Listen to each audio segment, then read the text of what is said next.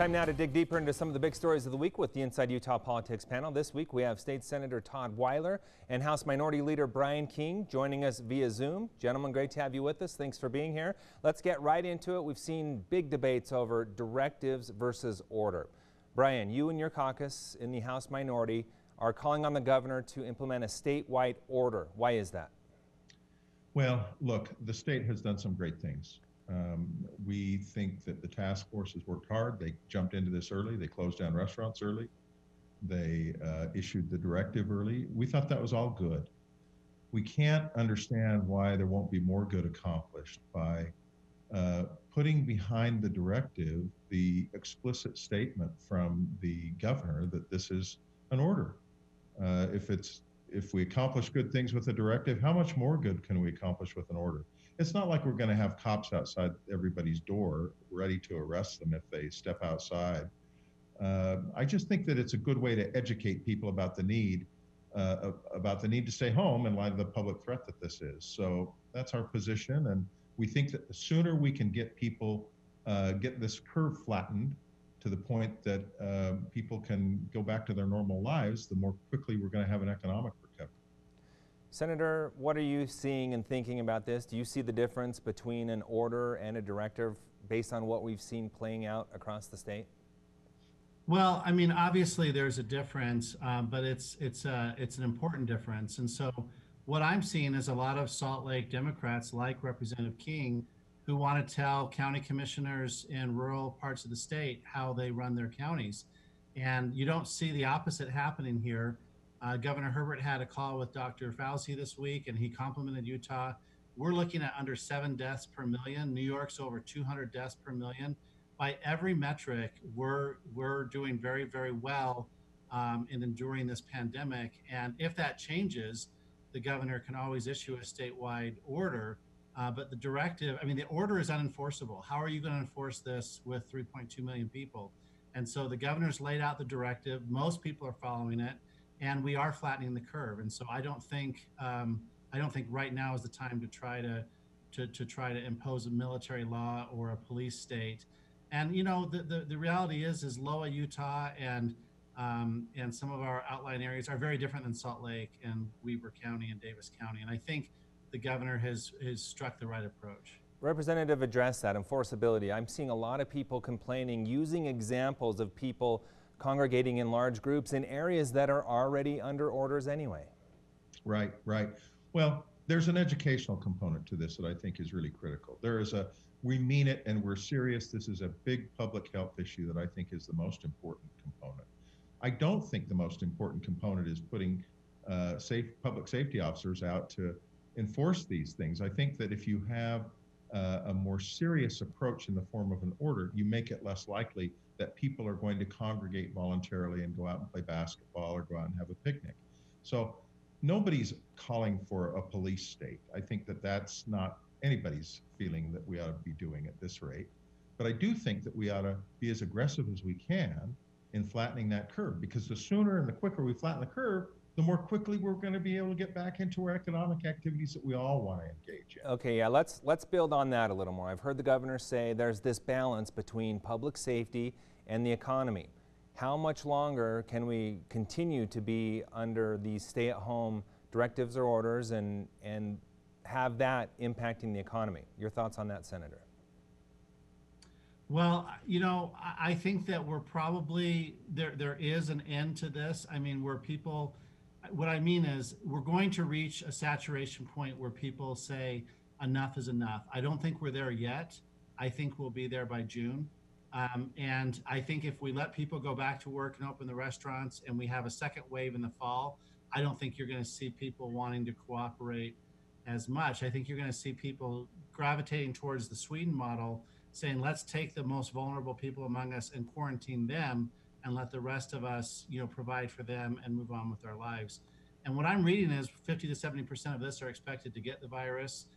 So what we're trying to do is not overwhelm the hospitals. And we've done a great job of not overwhelming the hospitals in Utah. So I hope that continues. Representative, your thoughts before we move on to a new topic on how much longer can we go operating the economy the way we are right now? Well, I think that these things are not in opposition. The cure for the public health issue is also the fastest, best cure for the economic condition.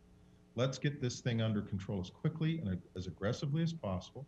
It may call for a short shutdown of maybe 2, 3 more weeks. And then if we're really aggressive and effective about it, we can feel more comfortable about moving back to normalcy on an economic front. Okay, let's move on to election accommodations, another big topic. These are unprecedented times campaigns are facing. Hinckley Institute Deseret News poll recently gauged what voters are thinking. We should have that we can pull up real quick. 24% of voters think the state should allow candidates to gather signatures online. That, by the way, has already happened. 21% say the primary election should be postponed. 19% say all candidates who have filed should be put on the primary ballot. 11% say candidates should be given more time to collect signatures. And 10% say no changes should be made. 15% have no opinion. Senator, let's start with you. Do we need to make more accommodations to get access to the ballot here? I think the governor was wise in lifting the restriction he did. And just to be clear, we're not allowing electronic signatures. We're just allowing signatures that haven't been witnessed by a third party, and then they can be turned in via email or via picture. Right. But that's a little different than just an email. But second of all, it makes no sense to put everyone on the ballot. We have 7 candidates for governor. Several of them, in my opinion, are not viable. Several of them asked to be convention only, and we're having the convention. So to put everyone on the ballot that filed, I think that would be a disaster. We don't have any runoff provisions, and I think that would be a mistake. Representative, your thoughts on any accommodations that need to be made for the election? Well, the biggest concern, I think, is the question about gathering signatures. That's really put some candidates behind the 8 ball. And they were counting on that. You can say, well, why should we penalize candidates who were prompt in gathering their signatures in January and February? And, if you weren't quick to gather those signatures, maybe you should suffer the consequences. I think a better way is to extend for some additional period of time the signature gathering period. It doesn't have to be long. It could be an extension of another 2 or 3 weeks. And then allow for that to become a more viable option via email, things like that.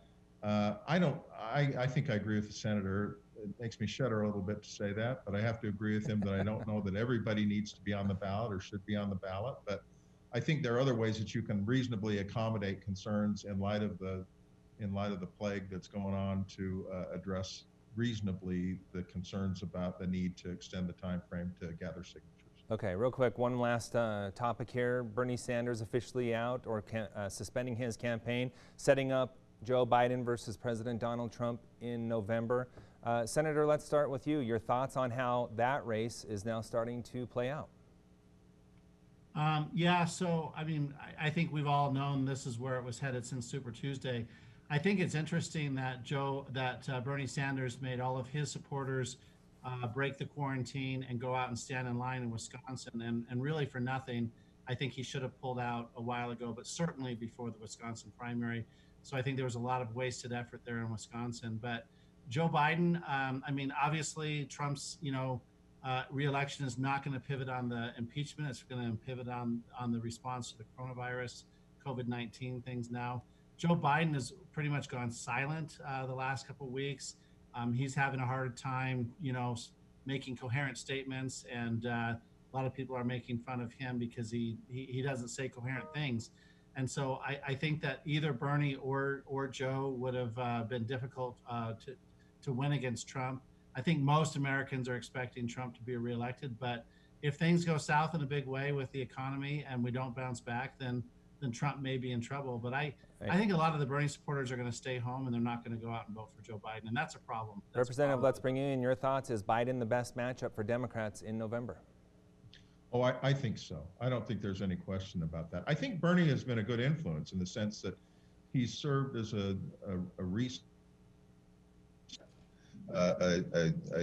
out people's feelings about the need for the Democrats to move left. And what I think they're talking about here is trying to make sure that the party comes up with a message that is moderate, that appeals to swing voters, and we'll see what happens with that. I really think that in the end it'll be a fascinating thing. And I have a tendency to agree with the senator on one thing, which is the outcome of the economy and the virus as it spreads or doesn't spread and how serious it is going to dictate more than impeachment whether Donald Trump is reelected or not. Okay, gentlemen, we'll have to end out on that note. Great conversation. Thank you both for joining us. We appreciate your time. Thank you. And